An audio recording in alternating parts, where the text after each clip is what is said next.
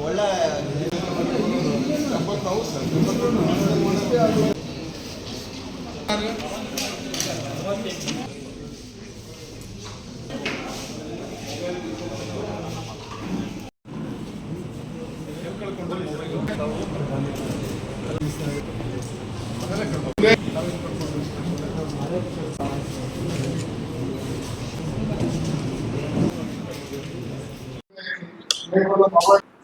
ಇವತ್ತಿನ ಒಂದು ಈ ಕಾರ್ಯಕ್ರಮದಲ್ಲಿ ಸುಮಾರು 110 ಮೊಬೈಲ್ ಬೆಲೆ ಸುಮಾರು 14.5 ಲಕ್ಷ.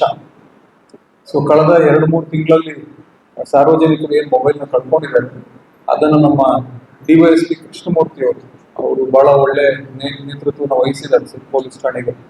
ಅವರು ಮತ್ತೆ ಮಂಜುನಾಥ್ ಇನ್ಸ್ಪೆಕ್ಟರ್ ಮತ್ತೆ ಅವರ ತಂಡ ಪತ್ತೆ ಮಾಡಿ ಕೊಟ್ಟಿದೆ ಸಾರ್ವಜನಿಕರಿಗೆ. ಇವತ್ತು ಅವ್ರಿಗೆ ಹಸ್ತಾಂತರ ಕೂಡ ನಾವು ಮಾಡ್ತಾ ಇದ್ದೀವಿ. ಇನ್ಮೇಲಾದ್ರೂ ಸ್ವಲ್ಪ ಜೋಪಾನವಾಗಿ ಇಟ್ಕೊಳ್ಳಿ, ಎಲ್ಲೋ ಕಳೆದೇ ಇರೋ ಹಾಗೆ ನೋಡ್ಕೊಳ್ಳಿ. ತುಂಬಾ ಕಷ್ಟಪಟ್ಟು ನಮ್ಮ ಇಲಾಖೆಯ ಅಧಿಕಾರಿಗಳು ಎಲ್ಲ ಕಷ್ಟಪಟ್ಟು ಹುಡುಕ್ಬಿಟ್ಟು ಕೊಟ್ಟಿದ್ದಾರೆ. ತಾವು ಕೂಡ ಜೋಪಾನವಾಗಿ ನೋಡ್ಕೊಂಡ್ರೆ ಅದು ಕೂಡ ಒಂದು ಸಾರ್ಥಕತೆ ಸಿಗ್ತದೆ. ಏನಾದ್ರು ಆಯ್ತು ಅಂತಂದ್ರೆ ಇಮಿಡಿಯೇಟ್ಲಿ KSP ಅಪ್ಲಿಕೇಶನ್ ನ ಲಾಸ್ಟ್ ಅಂತ ಒಂದು ಅಪ್ಲಿಕೇಶನ್ ಇದೆ. ಅದರಲ್ಲಿ ನಿಮ್ಮ ಮೊಬೈಲ್ ಡೀಟೇಲ್ಸ್ ಹಾಕಿ. ಒಂದು ಕೊಲೆ ಪ್ರಕರಣ ದಾಖಲಾಗಿದೆ. ಮಣಿಕಂಠ ಅಂತ ಸುಮಾರು 38 ವರ್ಷ ಈತ ಮೃತಪಟ್ಟಿರ್ತಾನೆ. ಈತ ಒಂದು ಅವ್ರ ತಂದೆ ತಾಯಿ ಕಟ್ಟಿಸಿರ್ತಕ್ಕಂಥ ಒಂದು ಮನೆಯಲ್ಲಿ ವಾಸವಾದ, ಯಾವುದೇ ರೀತಿ ಮದುವೆ ಆಗಿರಲಿಲ್ಲ. ತಂದೆ ತಾಯಿ ಕೂಡ ಅವನ ಜೊತೆಗೆ ವಾಸವಾಗಿರೋದಿಲ್ಲ. ಸೊ ಇವನಿಗೆ ಒಬ್ಬ ಸ್ವಂತ ತಮ್ಮ ಇರ್ತಾನೆ, ಸಂತು ಅಲಿಯಾಸ್ ಸಂತೋಷ್ ಅಂತ, ಸುಮಾರು 35 ವಯಸ್ಸು ಆತನಿಗೆ. ಆತನಿಗೂ ಕೂಡ ಮದುವೆ ಆಗಿರುತ್ತೆ, ಬಟ್ ಅವ್ರ ಮನೆಯವ್ರ ಜೊತೆಗೆ ವಾಸವಾಗಿಲ್ಲ. ಮತ್ತೆ ಇದೇ ಮನೆಯಲ್ಲಿ ಒಂದು ಕೆಲವಾರು ತಿಂಗಳಿಂದ ಇಲ್ಲಿ ವಾಸವಾಗಿರ್ತಾರೆ.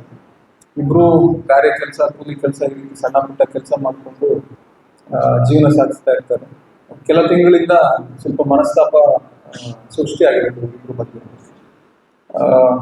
ಕೆಲಸ ಮಾಡ್ಕೊಂಡು ಬಂದು ಪಕ್ಕದ ಮನೆಯಲ್ಲಿ ಅವ್ರ ಸಿಸ್ಟರ್ ಒಬ್ರು ಇರ್ತಾರೆ. ಸೊ ಅಲ್ಲಿ ಊಟ ಗೀಟ ಎಲ್ಲ ಮಾಡ್ಕೊಂಡು ಬಂದು ಮನೆಗೆ ವಾಪಸ್ ಬಂದಾಗ ಅಣ್ಣ, ಇಲ್ಲ ನೀನು ಈ ಮನೆಗೆ ಬರ್ಬೇಡ, ಈ ಮನೆ ನಂದು, ಬೇರೆ ಕಡೆ ಹೋಗುವಂಥದ್ದು ಹೇಳ್ತಾನೆ. ಮೃತ ವ್ಯಕ್ತಿ ಆಗಿರ್ತಾನೆ ಅವನು. ಅದಕ್ಕೆ ಈ ತಮ್ಮ ಕೋಪಗೊಂಡು ಯಾಕೆ ನಾನು ಇರ್ಬೇಕಲ್ಲ ಅಂತಂದು ಸ್ವಲ್ಪ ಸಾಕಷ್ಟು ಬಾರಿ ವಾಗ್ವಾದಗಳು ಆಗ್ತಾ ಇರ್ತದೆ.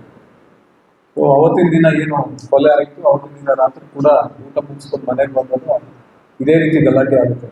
ಗಲಾಟೆ ಆದಾಗ ಇವರು ಬೇರೆ ಕೆಲಸ ಮಾಡೋದ್ರಿಂದ ಕೆಲವು ಗುದ್ಲಿ ಮತ್ತೆ ಪಿಕಾಸಿಗಳನ್ನು ಅಲ್ಲೇ ಇಟ್ಟಿರ್ತೀವಿ. ಸೊ ಆ ಗಲಾಟೆಯ ಸಂದರ್ಭದಲ್ಲಿ ಸಂತು ಅಲಿಯಾಸ್ ಸಂತೋಷ್ ಅಂತಿದ್ದಾನೆ ಆರೋಪಿ, ಅವನು ಗುದ್ಲಿನ ತಗೊಂಡು ತಲೆಗೆ ಮತ್ತೆ ಮುಖಕ್ಕೆ ಕೂಡ ಹೊಡೆದಿರ್ತಾನೆ. ಹೊಡೆದು ಅಲ್ಲೇ ಪಕ್ಕದಲ್ಲಿ ಒಂದು ಸೈಜ್ಗಳನ್ನ ತೆಗೆದು ತಲೆ ಮೇಲೆ ಎತ್ತಾಚಿ ಕೊಲೆ ಮಾಡಿರ್ತಾನೆ. ಆರೋಪಿನ ಸೆಕ್ಯೂರ್ ಮಾಡಿದ್ದೀವಿ, ಜುಡಿಷಿಯಲ್ ಕಸ್ಟಡಿ ಕೂಡ ಆಯ್ತು.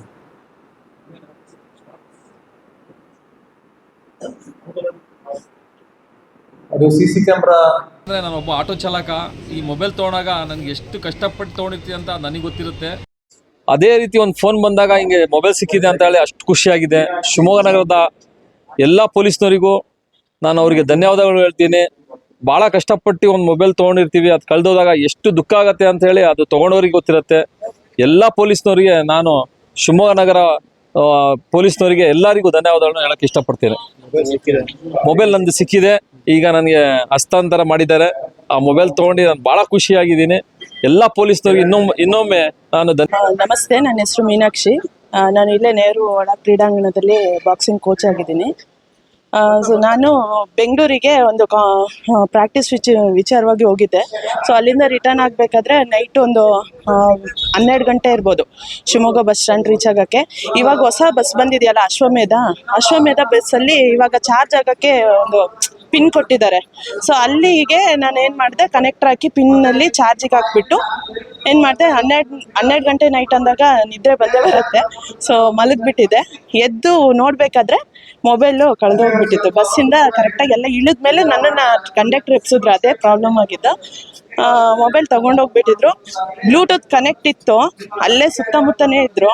ಬಟ್ ಮೊಬೈಲ್ ರಿಂಗ್ ಆದ್ರೂ ಅವರು ಸೈಲೆಂಟ್ ಮಾಡ್ತಾ ಇದ್ರು. ಸೊ ಅದರಿಂದ ನನಗೆ ಸಿಗಲಿಲ್ಲ. ಸೊ ಈ ಥರ ಕಳೆದೋಗಿದ್ದು ನಾನು 3 ಡೇಸಲ್ಲಿ ಕಂಪ್ಲೇಂಟ್ ಕೊಟ್ಟೆ. ನಂದು ಜನವರಿ 31ನೇ ತಾರೀಕು ಕಳೆದೋಗಿದ್ದು. ಸೊ ಅಲ್ಲಿ 1ನೇ ತಾರೀಕೆ 2ನೇ ತಾರೀಕೇನೋ ನಾನು ಕಂಪ್ಲೇಂಟ್ ಕೊಟ್ಟೆ. ಸೊ ಅವಾಗ ಒಂದು 3 to 4 months ಟೈಮ್ ಕೊಡಿ, ಖಂಡಿತವಾಗ್ಲೂ ಸಿಗತ್ತೆ ಫೋನು ಅಂತ ಹೇಳಿದರು. ಎಲ್ಲ ಬ್ಲಾಕ್ ಮಾಡಿಸಿ ಇದು ಮಾಡಿಸಿದ್ದು. ಬಟ್ ಹೋಪ್ ಇರಲಿಲ್ಲ. ಈ ಥರ ಒಂದು ವರ್ಕ್ ಮಾಡ್ತಾ ಇದ್ದಾರೆ ಅಂದರೆ ಖುಷಿ ಆಗ್ತಾ ಇದೆ ನಮಗೆ. ನಮ್ಮ ಶಿವಮೊಗ್ಗದಲ್ಲಿ ಈ ಥರ ಇಷ್ಟು ಮೊಬೈಲ್ ಸಿಕ್ಕಿದೆ, ಇಷ್ಟು ಚೆನ್ನಾಗಿ ನಮ್ಮ ಪೊಲೀಸ್ ಸಿಬ್ಬಂದಿಗಳು ವರ್ಕ್ ಮಾಡ್ತಾ ಇದ್ದಾರೆ ಅಂತ ಅಂದಾಗ ತುಂಬಾ ಖುಷಿ ಆಯಿತು ನನಗೆ. ತುಂಬ ಸಂತೋಷ ಆಗಿದೆ ಫೋನ್ ಸಿಕ್ಕಿದ್ದು. ನನ್ನ ಹೆಸರು ಮೀನಾಕ್ಷಿ, ನಾನು ಬಾಕ್ಸಿಂಗ್ ಕೋಚ್ ಒಳ ಕ್ರೀಡಾಂಗಣ.